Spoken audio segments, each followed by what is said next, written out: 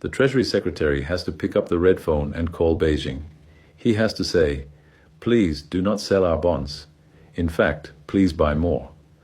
Because if China decides to stop buying, or worse, if they decide to liquidate the hundreds of billions of dollars of US debt they already hold, the American system breaks. Interest rates in the US would explode overnight. Mortgage rates would hit 10, 12, 15%. The stock market, which is addicted to cheap money, would collapse. The United States is currently trying to hold a gun to China's head, while China is holding the deed to the United States House. Mr. Besant knows this.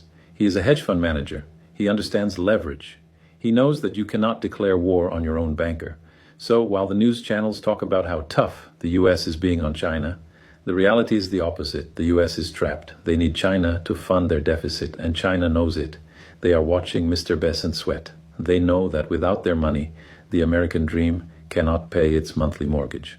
When you put these two stories together, Venezuela and China, you see the full picture of the collapse. For 50 years, the American superpower rested on two pillars. Pillar number one was the petrodollar. The deal was, we protect you and you price oil in dollars. That forced every country to hold dollars to buy energy. Venezuela has just proven that you can break that pillar and survive. Pillar number two was the hot treasury bond. The deal was, you give us your savings and we give you a safe return. China is now proving that the return is not safe, and the savings are being weaponized. We are witnessing the end of what the French finance minister Valéry Giscard d'Estaing called the exorbitant privilege. For 80 years, the United States had a magic trick. They could print green paper, and the rest of the world would give them real things in exchange. They printed paper, and Saudi Arabia gave them oil. They printed paper, and China gave them electronics. They printed paper, and Brazil gave them coffee. It was the greatest economic deal in history, but the deal relied on trust. Trust that the dollar was neutral. Trust that the dollar was safe. In 2022, when the US froze Russian reserves, they broke that trust. They told the world, the dollar is not a currency, it is a political leash. And now the consequences are arriving. While Washington runs around trying to put out these fires, the BRICS nations are simply building a new plumbing system. We are seeing a massive shift to bilateral trade. Brazil is selling food to China in yuan. India is buying oil from Russia in rupees. We are settling our trades without touching the US banking system. The R5 project, real, ruble, rupee, renminbi, rand, is moving from a theory to a necessity. We are not trying to destroy the dollar. The United States is doing a fine job of that by itself. We are simply building a lifeboat. The United States is entering a new phase. I call it the imperial liquidation. They are forced to make deals they hate. They have to tolerate Maduro. They have to tolerate a strong China, not because they have become nicer, but because they have become poorer. The US is not invited to the new table, and for the first time in history, they cannot afford to buy their way in. So, what happens next? The United States government will likely try to save face.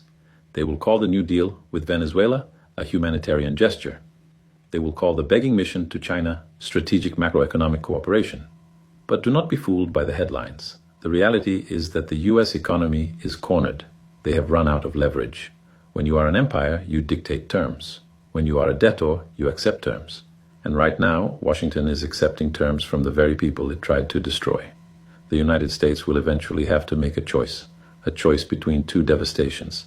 They can either default us on their debt, tell the world we cannot pay, which would bankrupt the global financial system instantly, or they can inflate their way out. They can print the money they cannot borrow. They can devalue the dollar to make their massive debt pile seem smaller.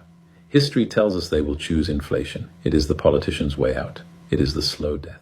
For you, the regular citizen, whether you are watching this in America, in Europe, or in Brazil, this means the price of saving the American empire will be paid by your savings.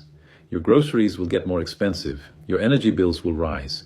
This is the tax of the falling hegemon. But there is an alternative. The world is not ending. It is just changing management. The rise of the multipolar world, led by the BRICS, is not a threat to be feared. It is a return to balance. It is a return to sanity. It is a return to an economy based on real resources, not weaponized paper. The unthinkable deals you saw in the news this week are just the beginning. The era of the dollar is closing. The era of the real economy is beginning. My advice to you is simple. Do not listen to what the US politicians say. Watch who they are shaking hands with, because while they talk about strength, they are shaking hands with the people who hold their debt and their oil. The transition has already happened, the world just hasn't realized it yet.